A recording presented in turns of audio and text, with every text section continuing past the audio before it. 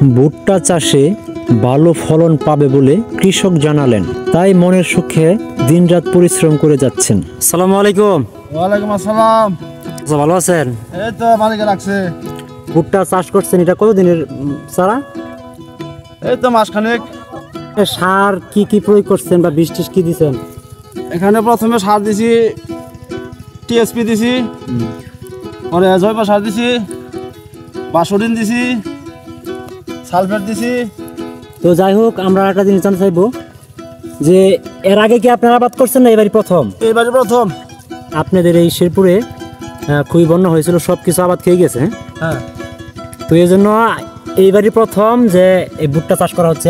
কি বোঝা যায় লাভবান হবেন নাকি? তো মোটামুটি গাছ দেখে তো বোঝা যায় লাভবান হবো। তো আপনি কত কাঠা বা কত একর জমি চাষ করেছেন এই ভুট্টা? এবার প্রথম তো এই জন্য 3 কাঠা জমি আবাদ করতেছি। তো যাই হোক, না যদি ফলনে ভালো হয় আগে এমনিতে আরো ভালো। তো দেখতেই পারতেছেন এখানে কিন্তু তিনি সারি সারিভাবে মাটিগুলো উপরে উঠিয়ে দিচ্ছে। যে আমাদের এই শেরপুরেতে প্রথম ভুট্টা চাষ হচ্ছে, গুরুত্বপূর্ণ একটা উদ্যোগ নিয়েছে কৃষকেরা। পরবর্তীতে আপনাদের সাথে আবার দেখা হবে। সকলের প্রতি একটু সালাম দিয়ে বিদায় নেন।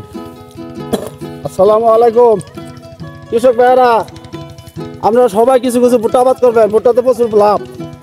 সুপ্রিয় দর্শক মণ্ডলী, আপনারা যে যেখান থেকে আজকে আমার এই ভিডিওটা উপভোগ করলেন, আপনাদের মূল্যবান সময়টুকু আমাকে দিয়ে সকলকে জানাচ্ছি আন্তরিক শুভেচ্ছা, অভিনন্দন। সকলেই ভালো থাকবেন।